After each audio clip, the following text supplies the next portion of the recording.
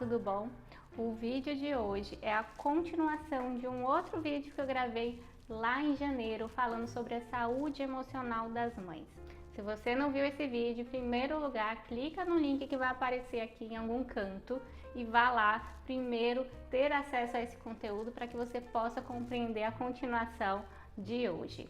Então, algumas mães deixaram comentários nesse primeiro vídeo falando que queriam saber mais sobre os adoecimentos psíquicos que podem acometer uma mãe no período puerperal, e é por isso que eu voltei para uma série de 3 vídeos onde eu vou contar todos os adoecimentos, os sintomas e como lidar com cada um deles. Talvez você não me conheça, eu sou Bianca Amorim, eu sou psicóloga e sou coach de mães, sou idealizadora do programa Renascendo Após a Maternidade e mãe também do Davi e do Lucas. Eu reparei também bastante o interesse das mães recentemente quando compartilhei 2 grandes matérias que eu tive prazer de participar como colaboradora e psicóloga, uma para o Estadão e outra para o site Catraquinha, onde falamos sobre baby blues e depressão pós-parto. Muitas mães me procuraram em inbox falando das suas dificuldades e de possíveis depressões pós-partos, e por isso também eu decidi dar continuidade para que cada uma dessas mães entenda os momentos que estão passando, consigam identificar se realmente passam por um momento de adoecimento psíquico e possam procurar a ajuda de pessoas que entendam desse período. Se você quer ler mais sobre essas matérias que eu participei, eu vou colocar o link delas aqui na descrição do vídeo.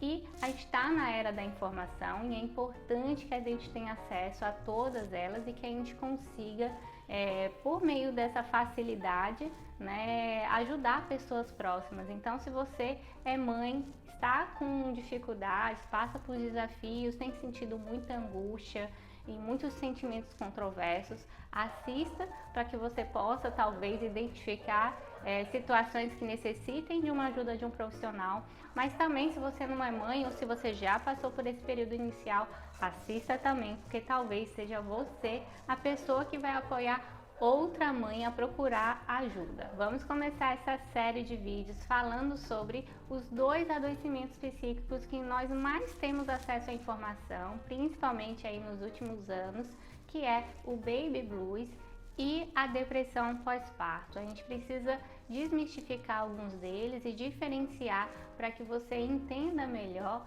o que passa aí consigo. Para começar, vamos falar sobre o baby blues, que também pode ser conhecida como melancolia do pós-parto e acontece com uma grande frequência. Em torno de 80% das mães desenvolve o baby blues. Ele é um adoecimento, mas é considerado um adoecimento leve, de forma que ele chega inesperado logo nos primeiros dias do pós-parto e que ele também vai sem a necessidade, né? Ele também deixa a pessoa sem a necessidade de uma intervenção, sem a necessidade de um psicólogo ou um psiquiatra. Os sintomas se iniciam logo aí nos primeiros dias depois do nascimento do bebê, mas tem seu pico, né, o seu momento de ápice por volta do 4º e 5º dia de vida dessa criança. E atenção para os principais sintomas do baby blues: choro fácil, labilidade afetiva, irritabilidade e comportamento hostil com a família e os acompanhantes.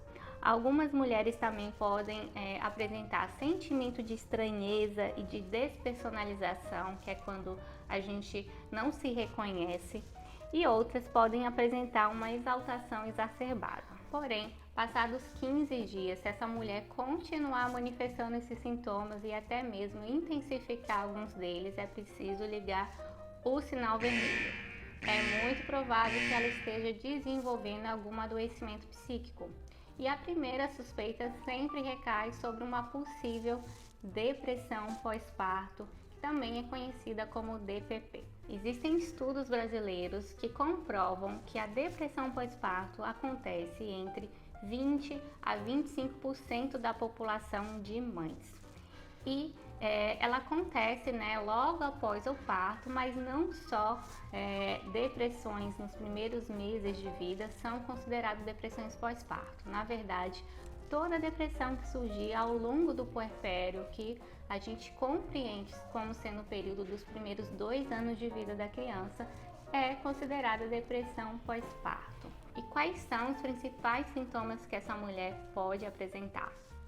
Humor deprimido, perda de prazer e interesse nas atividades rotineiras, alteração de peso e ou de apetite, alteração do sono, agitação ou retardo psicomotor, sensação de fadiga, de cansaço extremo, sentimento de inutilidade ou mesmo culpa, dificuldade para concentrar-se e tomar decisões ou até mesmo pensamentos de morte e suicídio. É importante compreender que, diferente do que a maioria das pessoas pensa, não é a mãe depressiva que pode cometer algo ruim, fazer algo ruim com essa criança. Existe sim um adoecimento puerperal que pode fazer com que a mãe cometa um infanticídio, por exemplo, mas nós falaremos dessa doença em um outro momento, em um outro vídeo.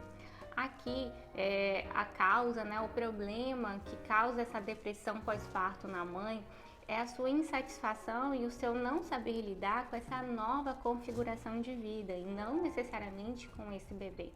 Então, esse risco de suicídio, esses pensamentos de morte, está muito mais ligado com ela própria, esse pensar em fazer algo consigo. Então, dependendo da gravidade dessa depressão pós-parto, é necessário ter um olhar além, ter um cuidado a mais com a integridade física dessa mãe. Porém, tão logo essa mãe reconheça que está passando por esse momento de depressão pós-parto, é necessário que ela procure apoio, que ela procure ajuda profissional. No primeiro momento, eu sempre recomendo procurar ajuda psicológica e, a depender da gravidade dessa depressão, também ajuda psiquiátrica.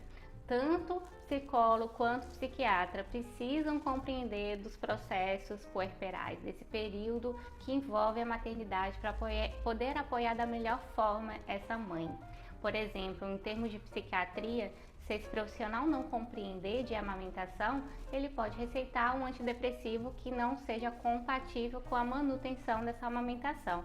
Porém, hoje nós já sabemos que existem uma outra gama de medicamentos que são compatíveis e que podem apoiar a mãe nesse período depressivo. Então, é muito importante que, além de procurar esses 2 profissionais, você também observe se eles têm experiência com o período puerperal. Em termos de psicologia, o profissional mais recomendado para apoiar uma mãe é o psicólogo perinatal. É importante também que você saiba que há um grupo de risco de mulheres mais suscetíveis a desenvolverem uma depressão pós-parto. E se você faz parte desse grupo de risco, como forma preventiva, você precisa cuidar desde a gestação do seu emocional.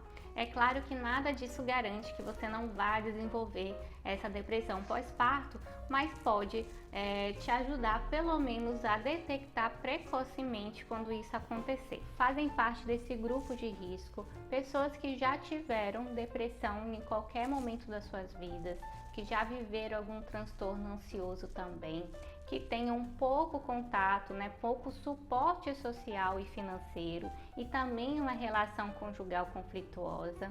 Também é preciso ficar alerta com pessoas que tenham familiares com algum transtorno psiquiátrico, que também esses familiares tenham vivido o baby blues ou uma depressão pós-parto. Mulheres que tenham histórico de abuso sexual ou que tiveram uma gravidez indesejada ou ainda que tenham conflitos com a sua própria mãe. Todas essas pessoas então precisam aí ligar o sinal vermelho. Se estiverem gestantes, desde então fazerem um acompanhamento psicológico de forma a prevenir e, se não for possível prevenir, detectar precocemente esses adoecimentos. Bom, por hoje é isso, já falei muita informação aqui nesse vídeo. Nós teremos outros 2 vídeos onde vamos falar sobre transtornos ansiosos no período puerperal e também psicose puerperal. Eu espero você na próxima terça-feira. Um grande beijo. Tchau, tchau.